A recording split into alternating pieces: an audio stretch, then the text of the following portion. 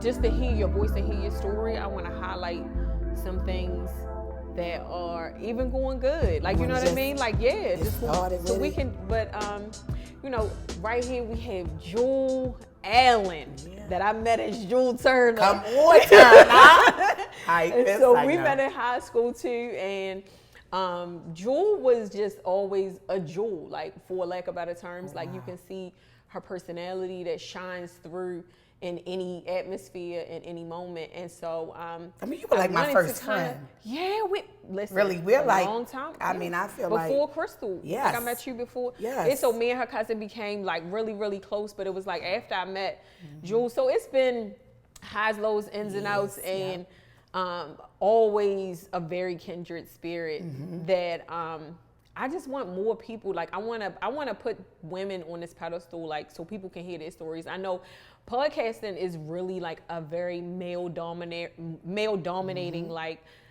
industry and world, and women are getting into it, but I don't feel like we get highlighted. And sometimes we are juggling not only being a woman and entrepreneurship, but we doing it parenting, all. Parenting.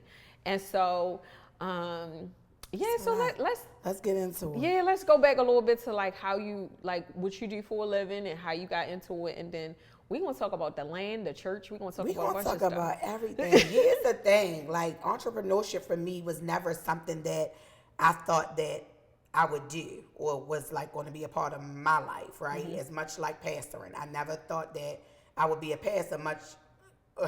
Didn't really, as much as I was saying and talking in school and everything like that, class president, all that kind of stuff, I didn't think that was for me. But what I found was, in terms of pastoring, it was what I've been doing it my whole life, right? I've been shepherding or taking care of, you know what I mean, God's people, or, you know, people that don't even know they his, right? Like, my entire life.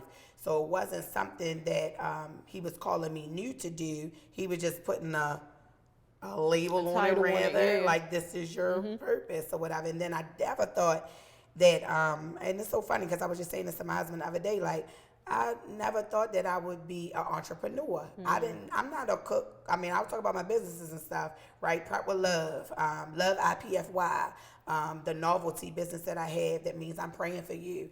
I never thought I would be a clothing designer, right? And this all makes me think about, and I'm not trying to be deep, right? And author. And now we're author. Right. I'm not one book, but two. There we go. Jesus. Okay, I'm sitting here authoress. Okay, I'm an authoress. Add that to the name. And so it feels really, really good. And especially coming out of a lot of hurdles and things that I have come through, right? Recent breast cancer survivor, and just got recent notice that I'm still surviving and still cancer free, preparing for another surgery, and coming back to a new normal for me. So I just wanted to start there. Like, I never thought entrepreneurship was a thing for me. Everything that I am doing is with God imagery. And okay, I can do that. I'm not like, I didn't think I was a cook, but I'm making these salads. God said, make the salad, let it bless you real good. And, you know, that's kind of where it kind of started for me. And we were experiencing minor hardship at the time, I can remember. And I was, this is years ago when the salad business kind of started. And I remember me making the salads, and I was meal prepping for myself. It brought me a place of peace, and I was going to the gym and all of this stuff. And I remember posting one of the salads, and I remember, you know, me and TJ like, what we gonna do about something? And I went to the gym, and all I remember is praying to God. And on my way back home from the gym, because I posted the salad before, it was my kale shrimp Caesar salad, right? Okay. And when I would have potluck and stuff, that's what I would bring to certain things, my kale shrimp Caesar salad. And people were like, you need it, can I buy it? Can I add some? And God was like, the people want the salad. Make the salad and let it bless you real good. And all I can remember is going home that day saying, all right, I posted the salad. I was going to make salads. When I say I made back everything we needed plus double that on top of. So from the salad, okay? and it wasn't that I knew what I was doing, right? So you don't always know what you're doing. It has been really astronomical. I've learned by way of, constructive criticism, by way of, people saying, well, I may want more of this and less of that, or whatever the case may be. And here I am diving myself into something that is nuanced to me. Like, what? Okay. You know what I mean? Learning just the ways of doing it. And then the same with Love IPFY, us sitting in the basement in high school, and, me, it just coming out my mouth, because at that time, WWJD was really big. What would Jesus do? And we were sitting, and I was like, we just need a thing. And I was just like, well, IPFY, I'm praying for you. You don't see that nowhere. You looking for cards. Sometimes you don't want to say, get well. Sometimes it's what we tell everybody all the time. I'm praying for you. But my thing with that is, don't just say it, show it. Yeah. Let somebody know you truly praying. And this is a way that you can actually do that, right? So the goal is, and I ain't made it in a lot of stores and stuff yet, but I do pretty good online. That's good. With everything, with people just wanting to say, I'm praying for you. And it's a way that you can give something that says it. It has a prayer with it. I pray over every piece of everything, much with the sailors. Everything is done with love.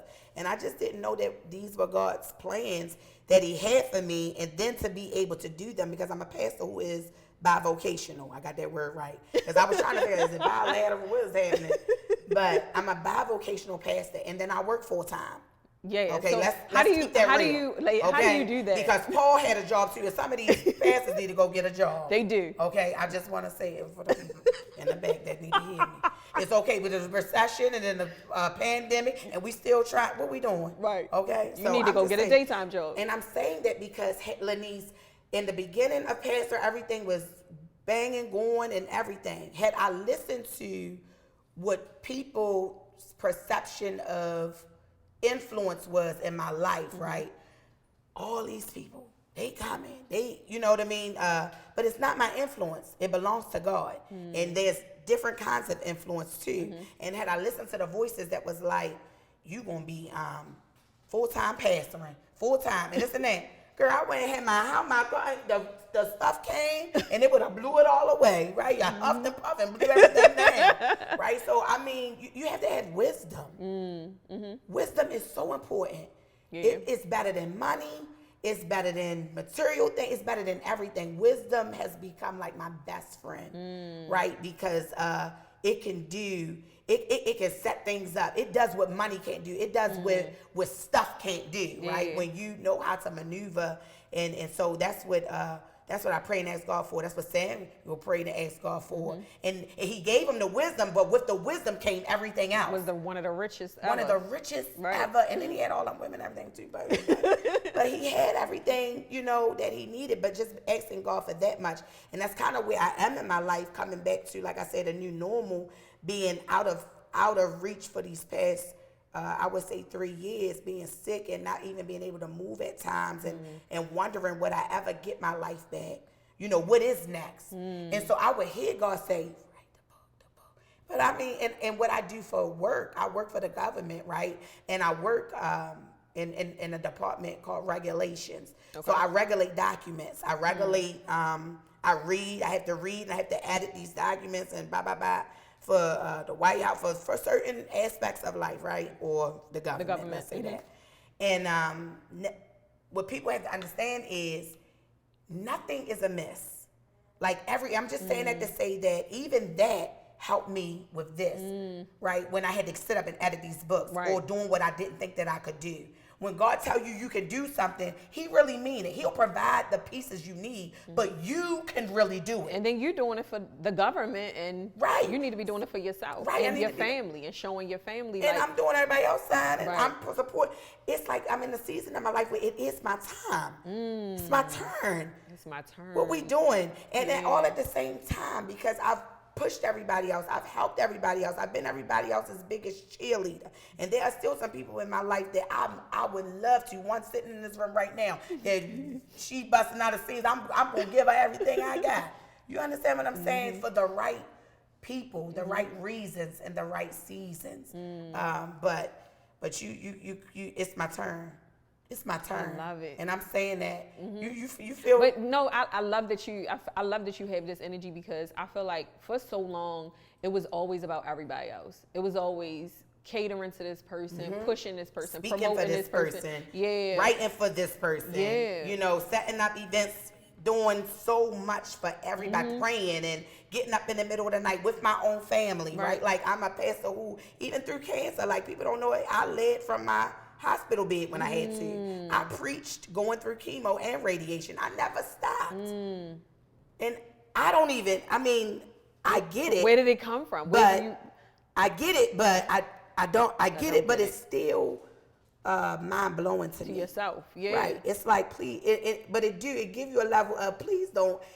It lets you know your own strength. How would you know? How would I know? Yeah. Most people have no idea. I mean, even what we're walking through right now, because of wisdom, right? You can't share everything, but the things I'm sitting on, the gold mines I'm sitting on, the things that I'm doing, like I don't even have time, right, to do something else or whatever. I only can focus on me. Cancer was my friend. Yeah. People feel, that I make light of it in that way, but it came to heal me. And, that's what my books are talking a lot about. And not just physically. Oh, no, not just physically. Because like I said, but like in every aspect. This, you've always been bright, right? Like you've always come into a room, but I feel like I said, you've always been the one to shed the light on somebody else, as opposed to having the light, being in the spotlight, having the microphone. And so like how does this show up in your relationship with your husband and with your children now? Like, it's amazing, right? Because I'm thankful, right? And it's a work through. And I'm thankful that my children and my husband allow me to just be me. I was married to a pastor. I divorced them too. Right, and then when you've been married and divorced, when you really get free and stuff like that, you get this feeling like and I'm no pun, not no whatever, but you get this feeling like I can show you better than I can tell you. Once you're scared to do something, when you actually do it, you know what I mean. You ain't scared to do it no more. No more. Once I made a few mistakes, I don't care about the next ones I'm getting ready to make. Right. Get the book, it's gonna bless y'all real good. Right? Because it's in the jump that I'm not afraid. It's in the moment that I'm actually getting divorced, I'm not afraid to be divorced. wow. Do you understand what I'm saying? So these things are really, really prevalent and good. And I'm saying it to say is they allow me to be me, all of me. It's with my family that I feel the most safe. That's good. Because they know me. They're not looking for what the world may be looking for or what the people that I may be serving are looking for. They just allow me to be me. That's good. And it's a good time, right? Yeah. Because I can't be anything else. And now the world is getting ready to see that in a different light as well. Because I've had to be what I needed to be for everybody else. No, now let me give you some raw. I see this vision, like you just talking, I see like the world ready to serve you. Wow. Like that just came just now, like dropped in my spirit. Like the world is ready to serve you. And I don't know if Yeah, you got tissue for this? Why? Because I'm feeling away. Why? And it was a box in the car. Because I ain't about why to do did we this get for there? Like, why I did we don't go know. there? Yeah, because I don't know. It just really dropped him. Like I saw people at your feet, and God is telling you, like, the world is ready to serve you. And I think a lot of times we don't really get to understand when we so used to serving, we don't understand what servanthood means. We don't understand reciprocation because we are so used to, I have to be a parent, so I'm serving my children. I have to be a wife, so I'm serving my husband. I have to be a pastor, and even though I'm leading, I'm still serving. I'm still serving my sheep and my flock. You know what I mean? The congregation. And then you go to work, and you still serving the government. So it's like now I think God is doing a lot of things to tell you and to show you how He has set these things in motion for you to understand what it feels like on the reciprocating end of this. But you know what? I'm receiving what you're saying because just today, you know, I'm asking God when. And He's like, now. And that's okay for me to receive it in that way. You know what I mean? It's okay. And I'm telling you, these are things that I'm going through with myself. It's okay to, when you said reciprocate it, right? Or talk about the art of receiving it and it being okay to, it is me. It's okay that it's me now. And being okay with that in every aspect. Even when, right, my first son, I didn't experience any type of postpartum, any type of anything because everything was fine with Moby. That was a miracle. And then here came this gift that also let me know about the cancer I had with breast cancer. And here is the gift. And everything I didn't get to do with Moby, which is the first son, I wanted to do with Tabari, which was breastfeed him. So it was like I was so into it. I was so buying cookies. I was already ready. I had my lactation stuff. I had stuff to the T. But see how good God is to just have everything aligned so that I could he could get a message to me. My youngest son's name is Tabari Josiah. His name is Remember God Heals, right? I would never say his name. When he came, he was sick because we like to wait for everything to be okay before we share everything, right?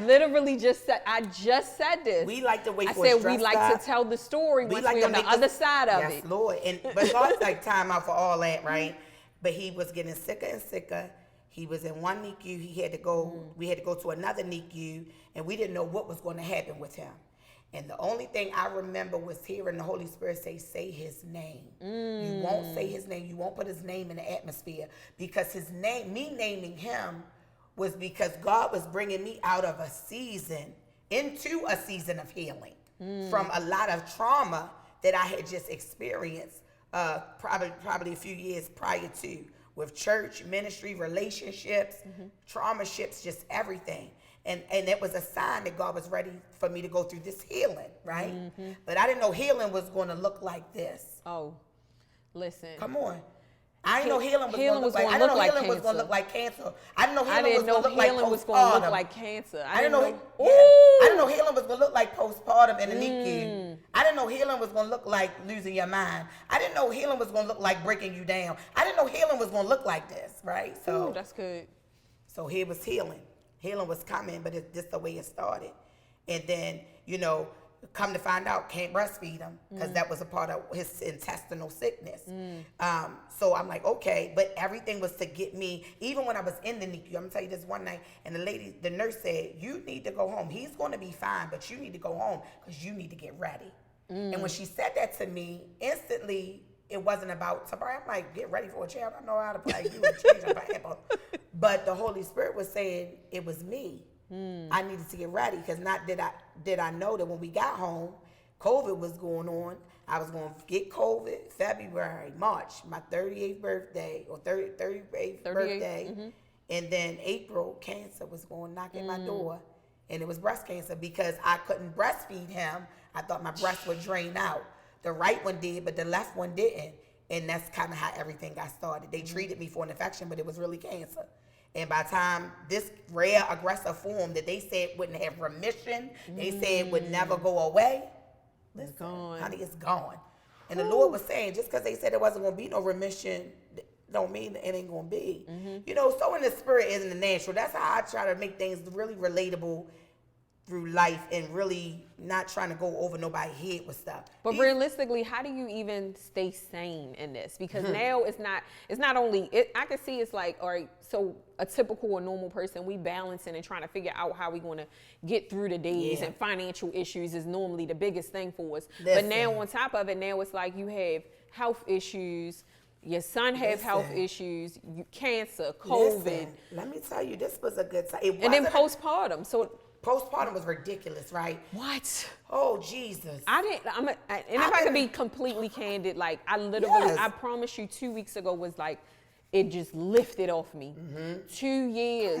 Come on. We need to tap on that.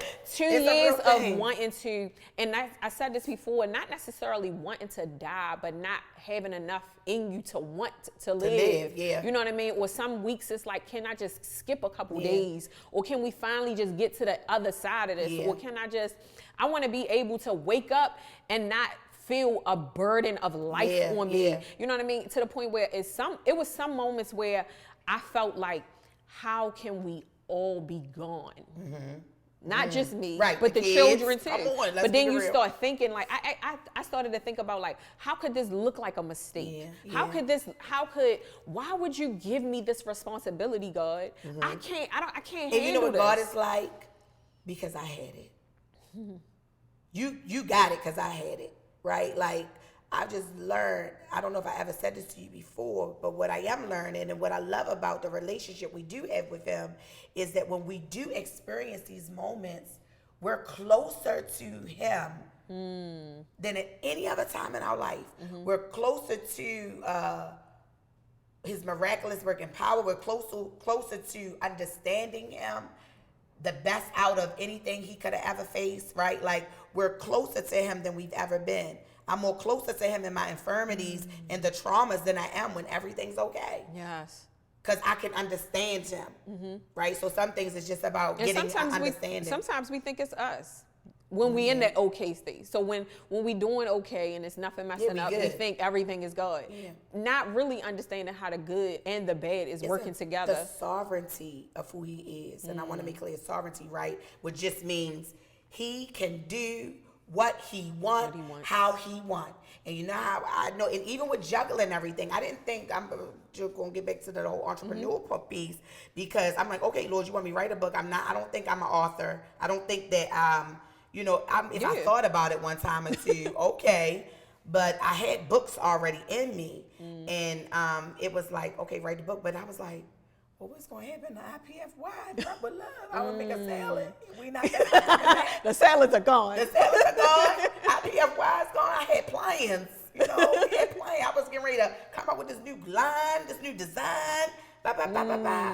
Right? And it speaks to the multifaceted way that God is. He can do so many things at one time, right? So that's why. But to the world, it looked like it don't make sense. To the world, because we trying to put ourselves in a box a lot of times, because it's like, how are they going to be able to digest me? Yeah. Like, I feel like for me, when I was doing hair and I was teaching yoga, I was like, God, this don't make sense. People tell you it don't make sense too. They will make you feel like, oh, you doing the most.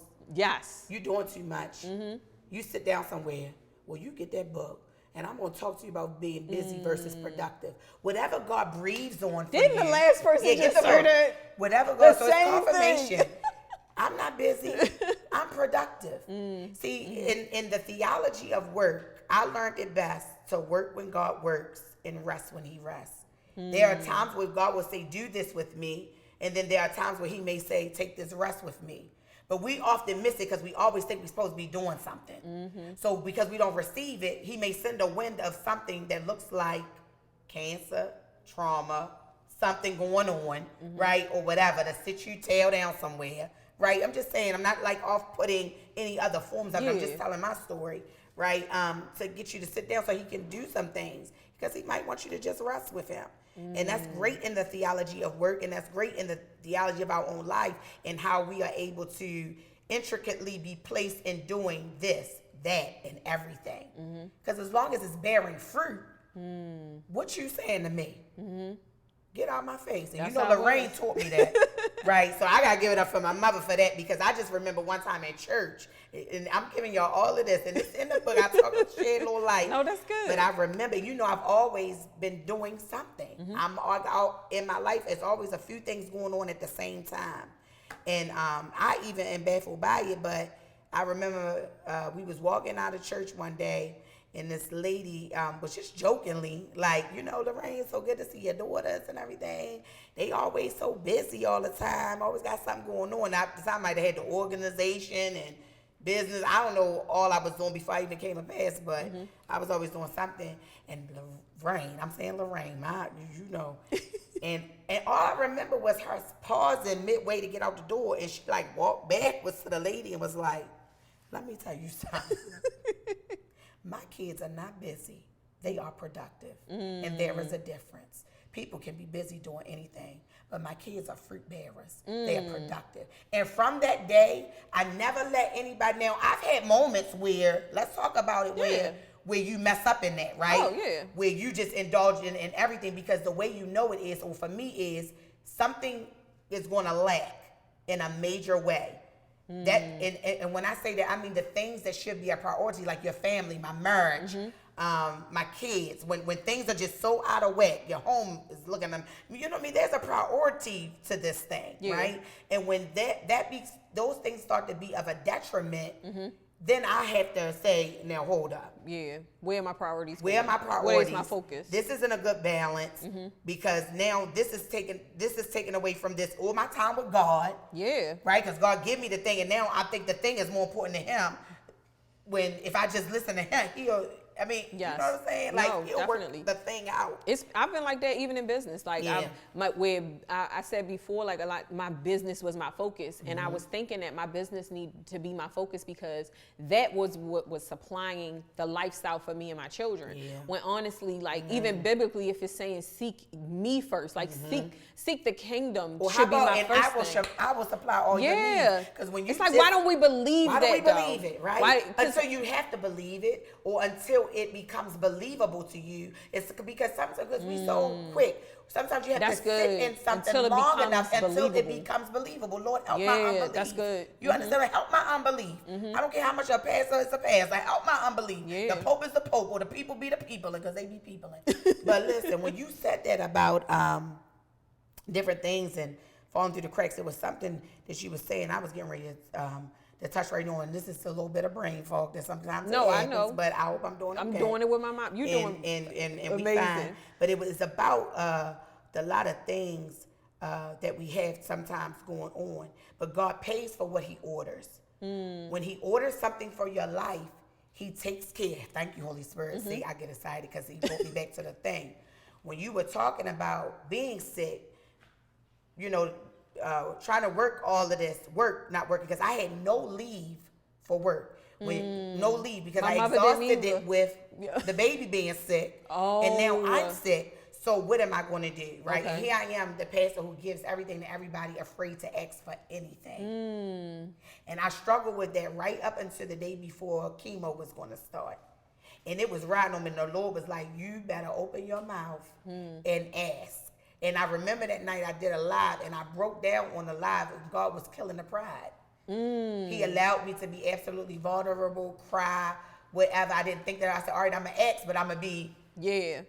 We did the same thing for my mother. You know? The same thing, because she ran out of time. And so I know with the state, they can give you time. Yes. We So had with the federal government.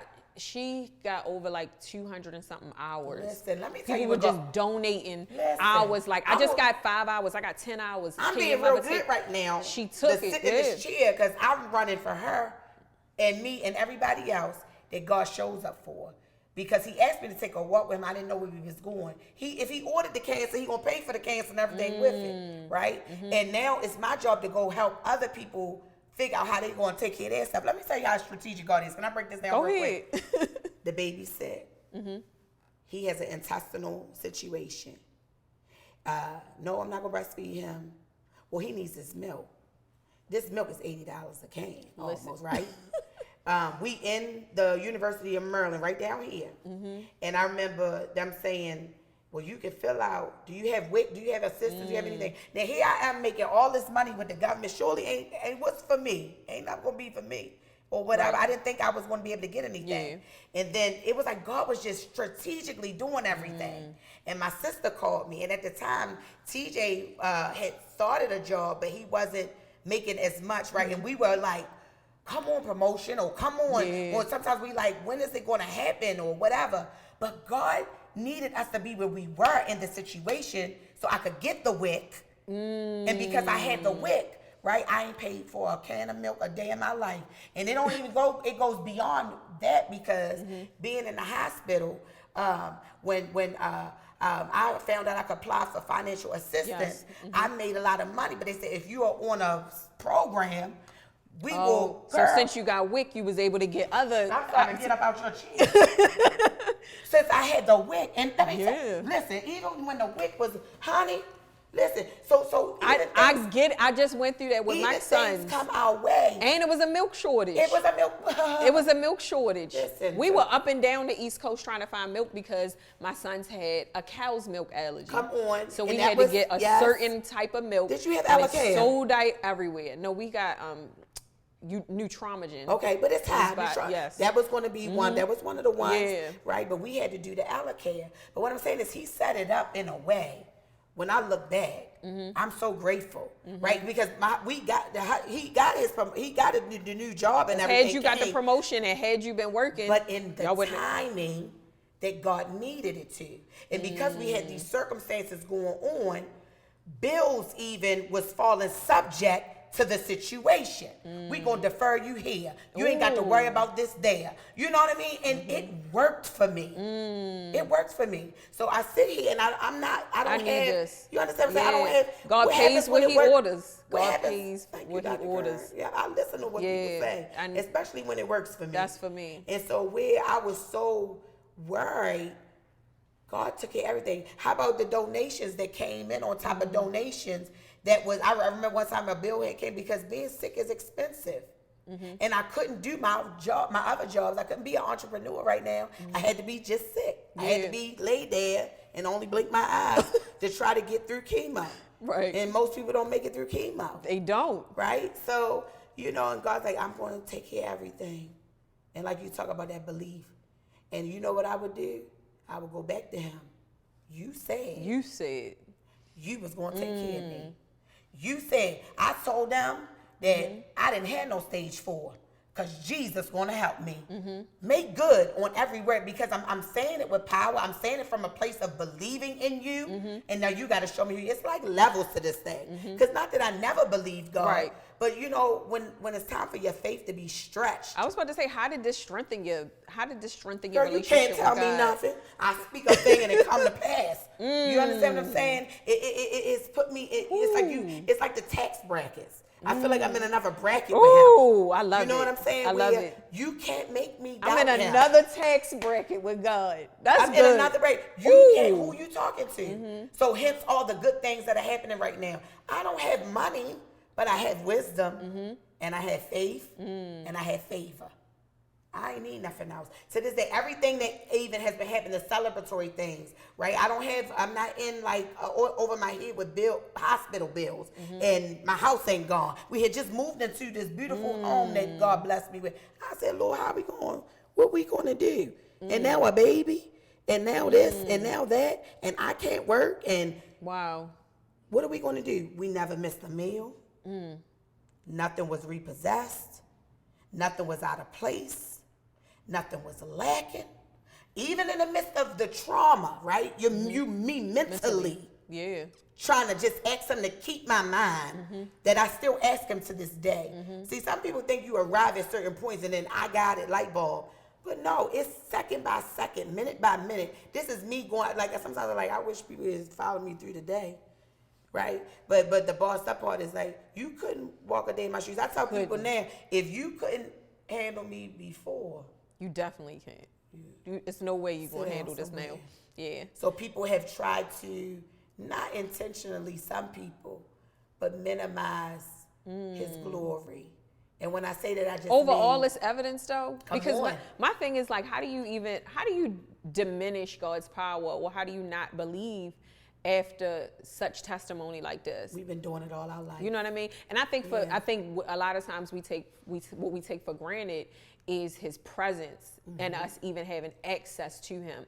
Because it's like, I think for having a relationship for so long, you feel like, oh, well, it's cool because God gonna do this, God gonna do that. But until you get into these moments, until you get into this space with God, of really totally dependent on him, I think that's when we get to a place where I don't have it. Nobody else is gonna show up for me. Isn't that the thing? I'm sitting here having a hot flash. You see me sweating? It might be the lights, but it's probably the lights. It's menopause, honey, and that's the whole thing in and of itself.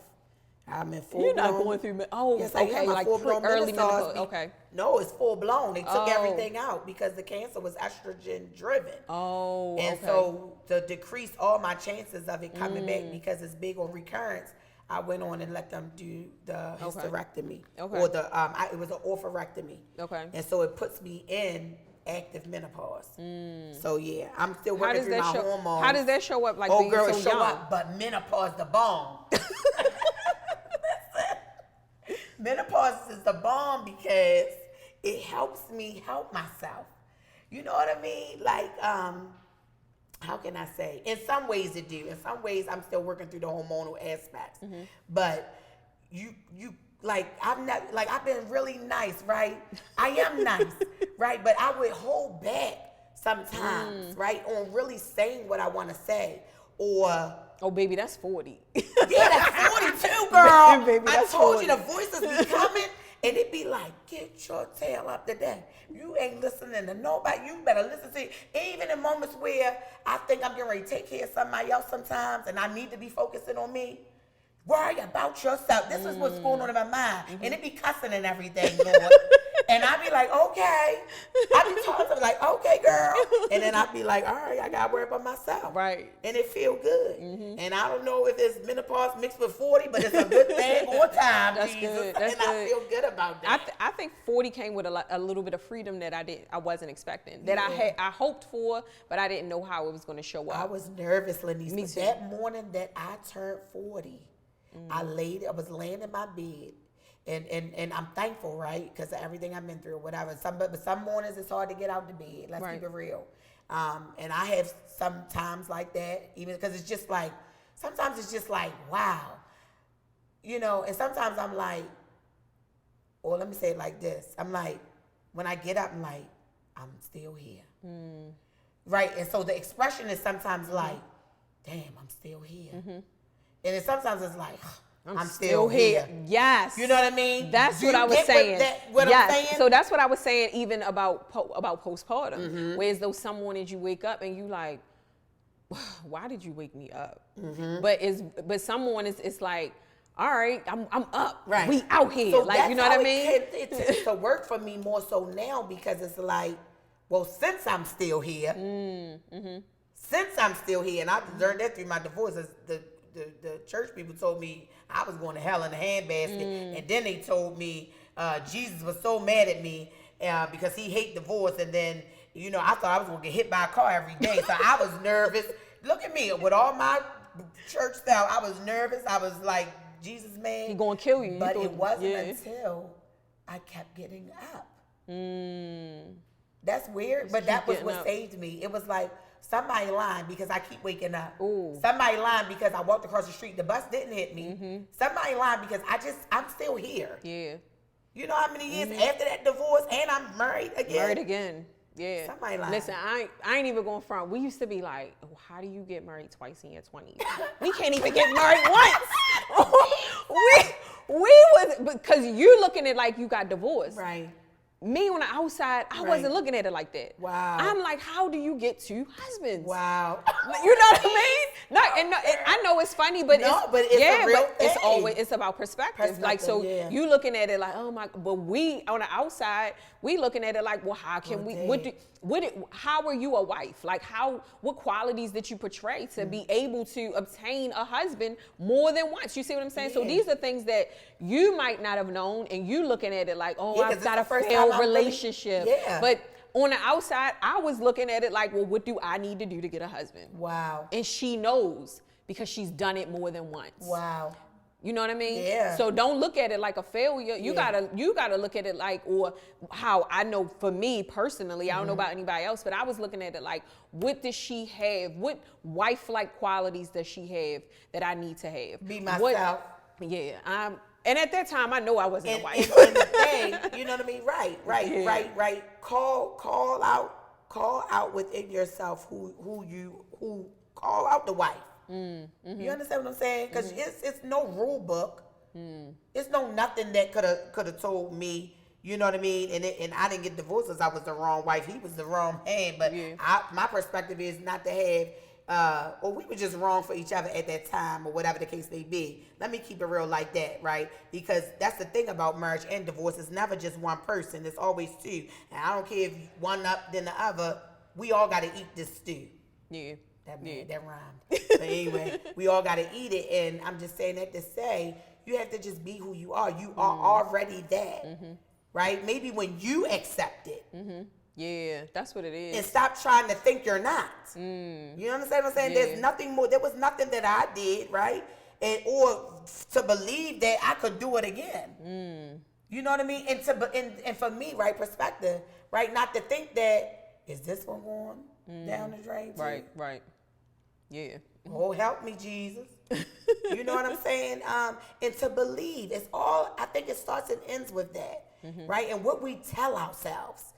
If I tell myself, if I'm replaying it over and over again, it's what I'm definitely going to believe. Yeah. As much as I've replayed the fact that I was going to hell because I was getting a divorce, Right. I really believed it. Right. But when I started to tell myself another narrative or a different perspective, because we can change perspectives, right?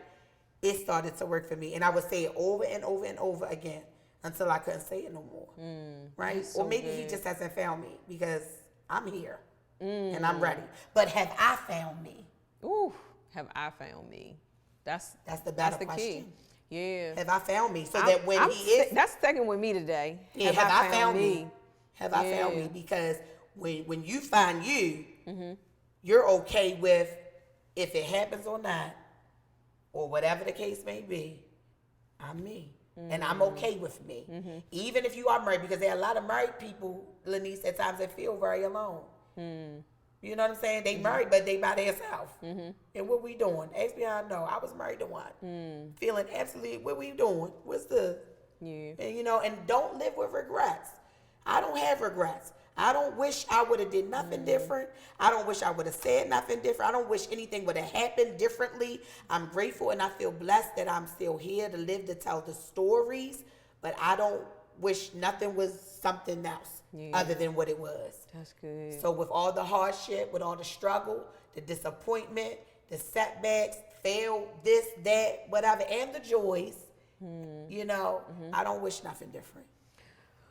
Man, I know feel like we this need could some be. more time. This, I know. I'm sitting here like we gonna have to do another episode. We gonna have to meet up. We gonna have to do some lives. I was nervous. No, what are you nervous about? Nervous, No, I I'm just always needed you to be nervous. show up as you. That's it. But Thank you. I before we just gonna put a nice little bow on this. But I want you to even just speak to the mom, speak to the entrepreneur out there that might not necessarily be struggling, but just not know how to juggle or know how to accept where she is at the present time. Like, what would you say to that mompreneur right now? I would say to her, love yourself more than anything. And you know, I'm big on the whole love you more. Because when you do, and when you do it first, it then can pour out to your children, to your establishments. When you're okay with you, everything else will have to align, will have to sit at your feet, will have to serve you back, right? When you do it for you. And that was something was definitely missing for me. So imagine now, right, for me, like I'm excited. I don't even know, I got this excitement in me. So tell the people what you got going on, what Okay, you got yeah. coming up. I'm an authoress. Yeah. So I'm an authoress. I'm an author of two books, not one. And they all happen at the same time. Why? Because God said I could. And that's why I can. Okay. And so that's why I did. And so they're called Fight Like a Girl. It's a breast cancer survivor's treatment journal of her fixed fight by faith. The fixed fight book is still being written, and that's the entire story. I'm getting ready for my reconstructive surgery. So I'm excited. I'm thankful about that. That's actually the week after next, right? And then the other book is called The Pieces of Me. And that is everything me authentically. And I'm excited. Things that people have never heard me say, perspectives or different things that have allowed me to get to the point where I am today and just be okay. I also am sitting on some gold mines right now that nobody really knows about, but I'll share it with you all. And it's called Building in the Land. It's called When God Restores, Reestablishes, and He gives you some things. And it's yours for the asking. And so I'm excited about that. I'm excited about this new normal in my life. I'm excited about the better things. Which I just say that to say what you think is the best isn't better, right? You know, the better thing is for me to slow down. I don't have to do nothing so fast. That's good. And the better thing is for me to be authentic, to say what it really is. The better thing is for certain senses to calm down so others can stand up. So as much as I like to talk, I love to listen more. You know what I'm saying? So it's just getting into this version of me that I love. She is pretty amazing. I love it. And I thank you so much for always being who you are. I thank you for You're even showing amazing. up. for even accepting the invitation, you know. I was on it. I was like, man, she's talking about No, I think I want to highlight like some people that I really admire, and I think that they gave stories to tell, and not just me behind the camera all the time, but I think it's a lot of people that I want to highlight, and I want the world to see. Because I don't say like, it's not, even though we do this locally, like my plan for this is global. Yeah. Like, you know what I mean? Like global mompreneurship. It is so. We touch and agree. Yeah. That's how you do it. You got to put it in the atmosphere. Yeah. And I guarantee you, when you do, you feel better. Even if you don't. It's all about, you know, mustering it up to say it over and over and over and over. That's how I'm healed. I'm healed. I mean, I said it till I felt it. You know what I mean? It's going global till it's global.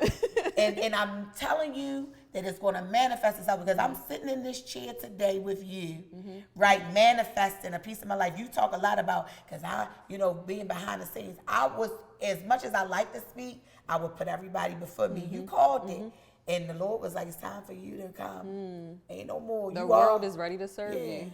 I'm going to take that with me. Yeah. I love you. Oh, I love you too. I love you more. Thank you, Lenise. Oh, thank you for coming. I thank y'all for tapping in.